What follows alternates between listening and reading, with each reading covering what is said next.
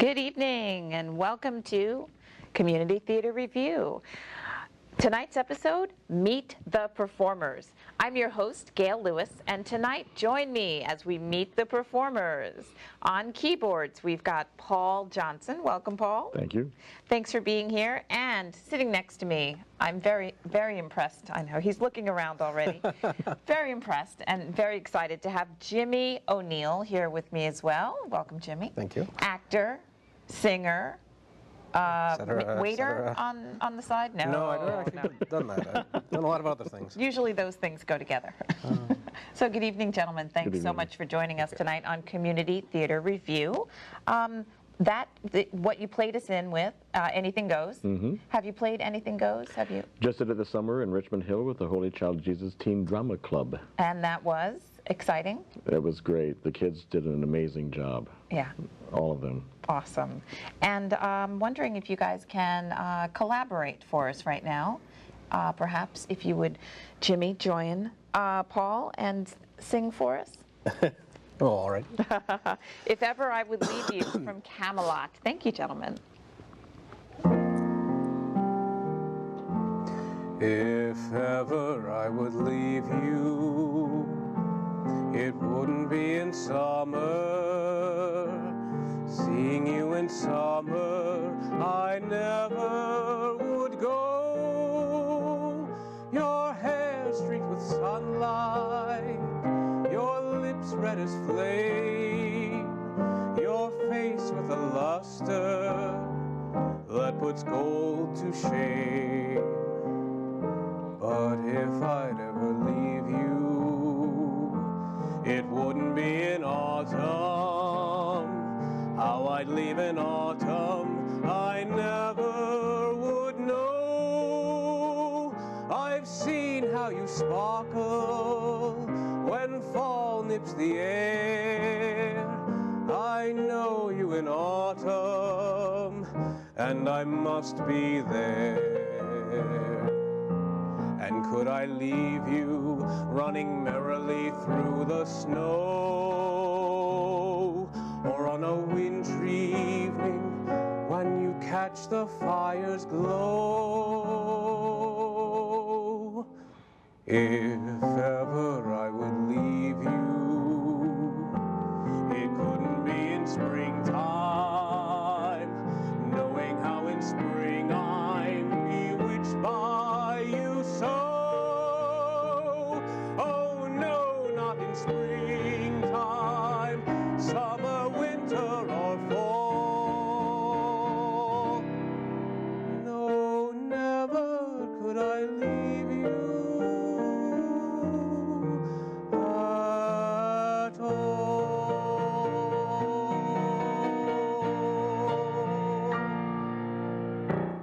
Thank you, gentlemen. Great job. That was actually the first time I ever auditioned for anything. Paul and I had this ridiculous conversation about, what do you know? I don't know. Well, what do you know? Because I had never done I'd done like one musical in high school before that. So. Really? I figured that was a good way to start things. We had the same conversation tonight. So. Yeah. Deja vu. Exactly. Have you performed in Camelot? I just recently, actually, with Berry Productions, over at All Saints Church in Bayside, we did a concert version of Camelot in May. April, May. Concert version for our viewers is? Oh, yes. It was basically so we didn't have to spend too much money on costumes and sets. We did a version of the show that was, we had a narrator who did some describing of what was going on, and we had some of the lines and most of the songs from the show, or all the songs from the show. So it was, you know. All the music, all the excitement without the expense. Yeah, pretty much. Basically. And not all of the scenes, so right. It's a cut-down version. Awesome. And where have we seen you before, other than Me? maybe all other over the than place. the post office?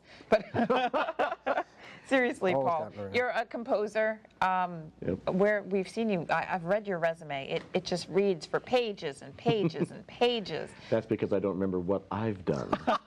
That's why it's all there on those 8 pages. No, I've been in New York for about 30 years now, and over those 30 years, I've music directed about 182 different shows. So. Right here in New York, in the New York City area. In the New York City area, and in regional theaters around the country a little bit. But that's just a musical direction. I've played other shows as well too. But I've had about at least six of my shows done in Manhattan off Broadway. So I guess you could say and a couple of those shows have been done in Florida, Texas, and Australia, of all strange places. Yeah. And speaking of strange places, I'll just not even. Speaking of strange places, well, unusual places maybe off the beaten path. I know that you have been to Cambodia. Yes. And that there was Where Elephants Weep and Cambodia and you. So tell us about Where Elephants Weep in Cambodia. Well, they billed it as the world premiere of a Khmer rock opera, and actually... So it was a rock opera? Well, actually, it was the second showing, because we premiered it in Lowell, Massachusetts a year and a half before that. And when was this that you were in Cambodia? Cambodia was in Cambodia in the fall and winter of 2008. Okay. And I was the conductor because the musical director himself took the title musical supervisor because he had just had his second child and couldn't leave his wife with their two kids at home for 7 weeks while he was having so much fun in Cambodia. So he said, why don't you conduct and I'll take the title musical supervisor? And I was like, okay. So it was just one of those things.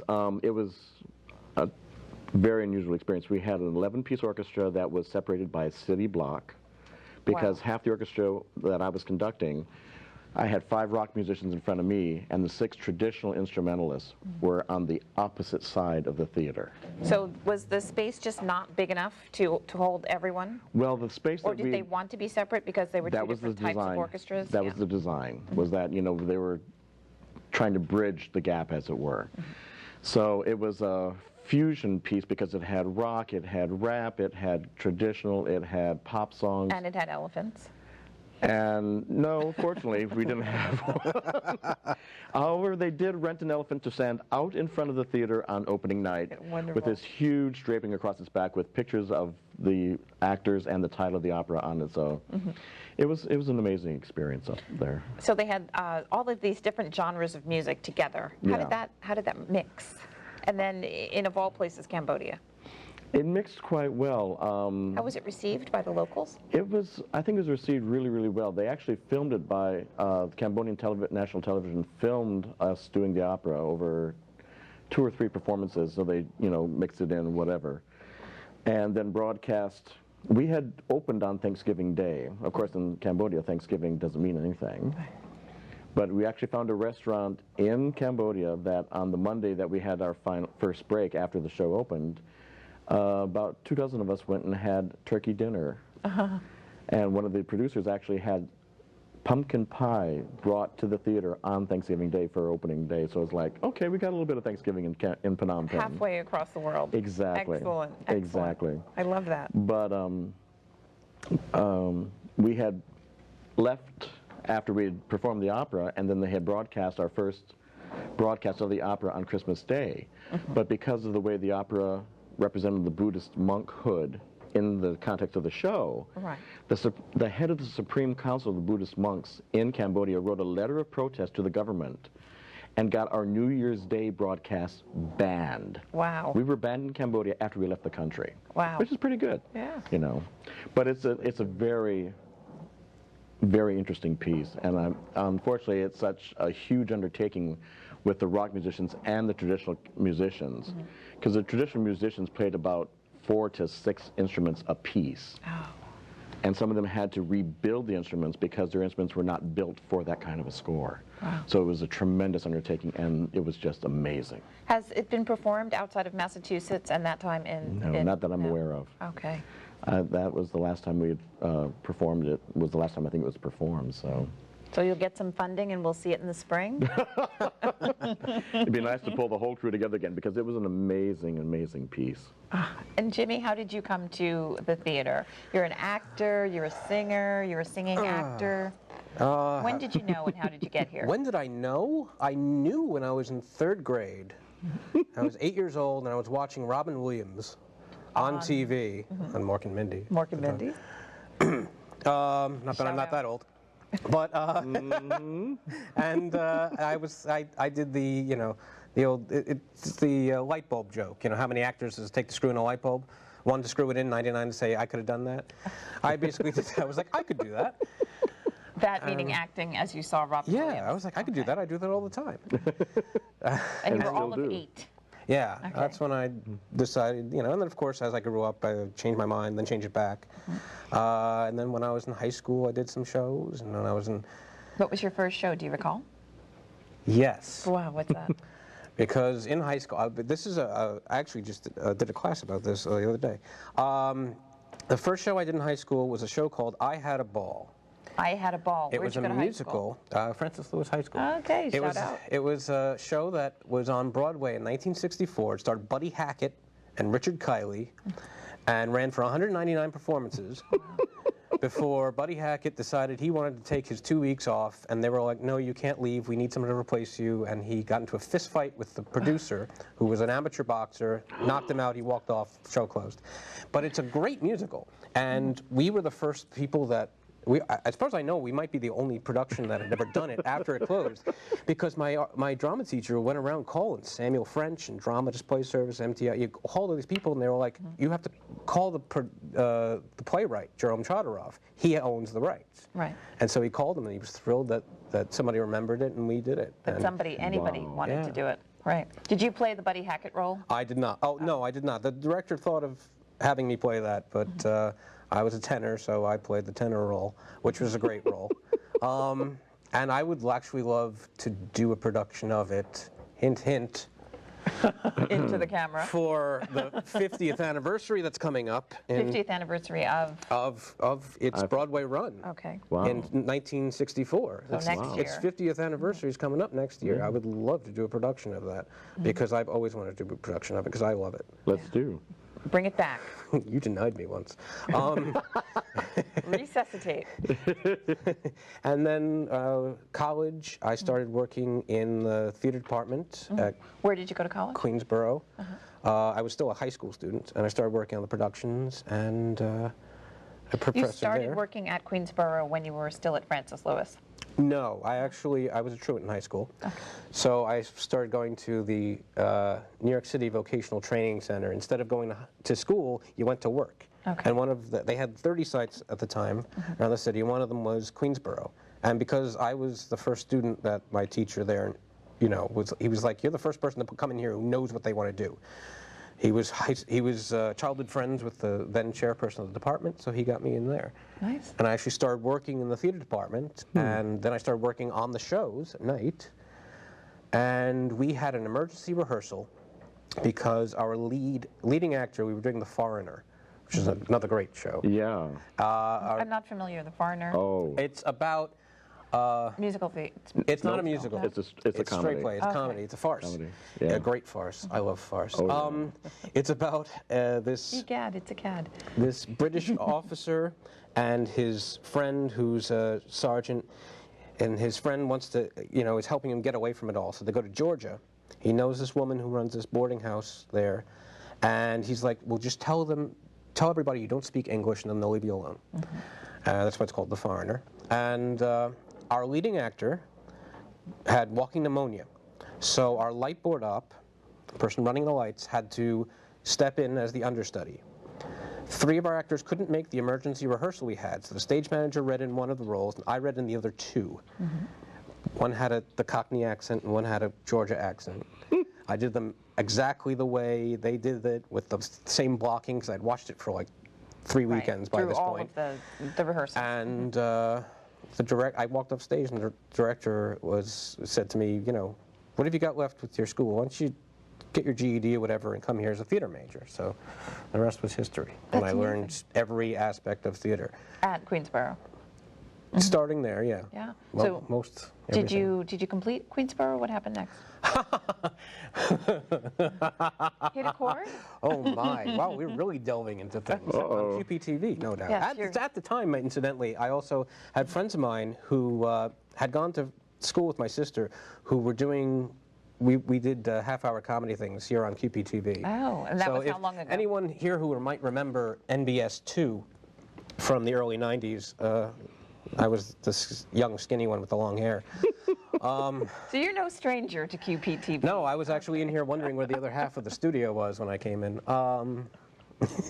So that was now also a call center, but go ahead. Yeah, it was fun actually. So yeah, while I was learning theater at school, I was also doing this stuff for fun. Yeah. Every so often, dragging some of my friends into some of the shows too. Great. Yeah, and then I left college because I figured I didn't need a theater degree to be an actor. Don't do it. So much I could have done since if I had gotten my degree.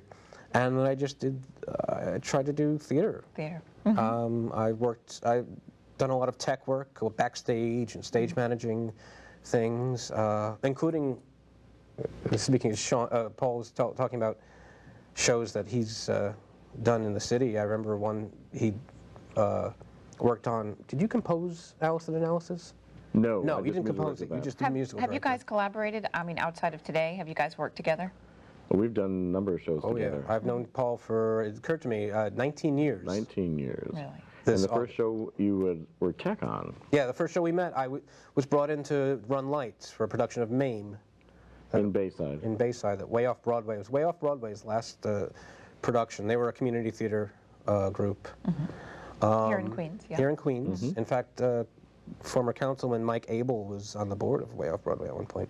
And when I met him in college, he came down to talk to our acting class.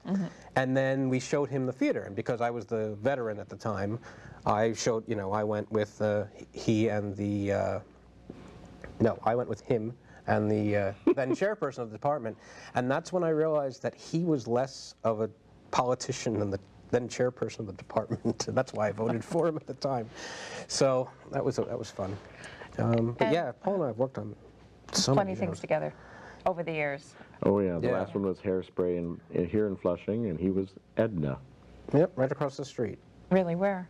at Free Synagogue of Flushing Oh, okay. Right here. Right here in the neighborhood. Exactly. Yeah. Casino How Boulevard. long ago was that? Do you remember? November of 2011. Okay. Was it 2 years ago? Yeah, it was. It will be 2 years ago. Yeah. And I know that you got an undergrad degree in biology. How did you go from there to... Easy. I went from working with sick people to working with sick people. I traded one operating theater for another. You never heard that before? Was it an easy jump for you from... I wound up living in Bowling Green, Ohio for 5 years. And the last 3.5 years I spent as a self-employed accompanist, running from studio to rehearsals to voice studios, playing for whatever people put in front of me. So I learned very quickly how to accompany rather than play piano. Because pianists can play piano, accompany the singer. Right. And if you don't breathe and play with them, then it's like, why bother? So I wound up in New York in November of '83. Got my church job up at Community Church of the Pelhams in Pelham, New York, and I've been there ever since. So this November will be my 30-year anniversary there. Oh, sweet. And then I've been playing musical theater wherever anybody will hire me. And he's one of the best musical directors around, actually. I'll pay you later. No, it's true though. There's a very short list, and Paul's right in there on the top. Well, thank you. Because like he says, very generous. accompanying people is very hard, and he also, being a teacher. Now I'm gonna turn this back at you. Oh dear. Being teaching at Cap 21, he teaches too. I've learned a lot. I know of other performers who have learned a lot just doing shows with him. It's like you get a great experience of actually, getting to be a better singer just working on a show with him. Right. It's incredible. Well, thank you. That, Appreciate that. Like I said, true. I'll pay you later. yeah, It's very true. that's very generous. That's a wonderful thing to say. And I'm wondering if you guys can play some more for us right now. Would you do that? Another Come to Me, Bend to Me, Brigadoon? from production I did at FSF, Brigadoon, yeah, many years ago. Thank you, gentlemen. See if I remember the lyrics. Because he told me I can't behold thee to wedding music is playing To ease my longing. to ease my longing. There's nothing wrong in me standing out here and saying, oh, come to me, bend to me, kiss me good day, darling, my darling, 'tis all I can say. Just come to me, bend to me, kiss me good day. Give me your lips and don't take them away. Come dearie near me so ye can hear me. I've got to whisper this softly. Although I'm burning to shout my yearning, the words come tiptoeing off me. Oh, come to me, bend to me, kiss me good day, darling, my darling, 'tis all I can say. Just come to me, bend to me, kiss me good day. Give me your lips and don't take them away. Thank you, gentlemen. I've sung that since 1998. You would never know. You dusted off the vocal cords very well. Thank you so much. Before we went into song, Jimmy had mentioned CAP 21. What do you do there, and what exactly is that? He's half right. I work at CAP 21, but I don't teach there. I just play for classes there. And So- what is CAP 21? CAP 21 is a musical theater training studio. We used to be associated with NYU, but we've separated from them 2 years ago. So we're on our own now. And we have both such graduates as Kristen Bell, who is okay. Veronica Mars, I Yes. believe, and Matt Morrison, Matt Morrison is, Glee. okay, yes. And one of our grads is, well, I'm not sure she graduated, but she at least attended there for at least a semester, was Stephanie Germanata, that you know better as Lady Gaga. Oh, really? Yeah, That's so exciting. we have a rather illustrious panel of alums that have come from there. And what do you do? Is it a series of workshops or an actual school or both? It's an actual school. I usually play for classes that are vocal tech classes, vocal rep classes, audition rep classes and stuff. I've musical directed a few of the productions that the students have done there. The last one being Working, that we did at the Capo Opera Theater on the Upper East Side. Right. A few years back, well, more than a few years back now. But I've been so busy elsewhere that I haven't worked there as a musical director in a long, long while. Okay.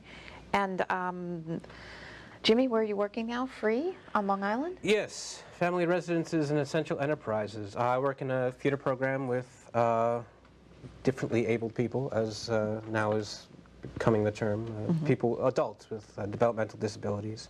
And yeah, they learn. We have professional theater people and musicians and such who, you know, are teaching these people, getting them ready for work in this, you know, because it's a theater program.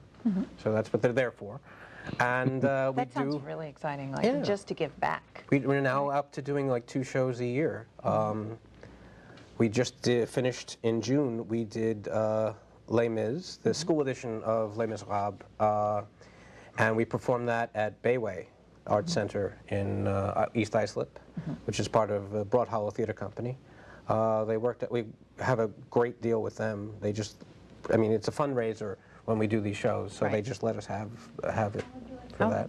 That's great. And, And if our theater audience out there would like to get in contact with you guys, how can they do that? Facebook. Okay. So you can Facebook Paul Johnson and Jimmy. Email? Sure. Smoke signals? Contact Paul. He'll get it. I'm working. I'll pass the info along, definitely. Okay, so Facebook Paul. Exactly. And what's next for you guys? What are you working on now? Well, Freestyle Legago Flushing is doing Legally Blonde in November, so we're working on that right now. Are you both working on that? Nope, just me. Okay, and what are you working on next? I'm working at work. Okay, We've got a just great. variety show coming Yeah. up, and we have a jazz ensemble and a drum line who do a lot of performances, and I do Okay. tech stuff with them. Awesome. So it sounds great. You guys are real busy and keeping busy. And Definitely. Good. Yeah. So thanks so much for joining us here today. It's been really a lot of fun having Paul Johnson, composer, and also keyboardist who plays everything keyboard, and also Jimmy O'Neill, actor, singer, not a waiter, Always done tech theaters. tech theaterist, et cetera, et cetera. So thank Children's you so theater, much. yeah. Children's theater, we talked that, about that as well. So all of those things. So thank you so much, guys, for joining us. pleasure. And I'm going to ask you to play us out because I know that you've got a really good song. But before we do that, I'm going to remind everybody that you've been watching Community Theater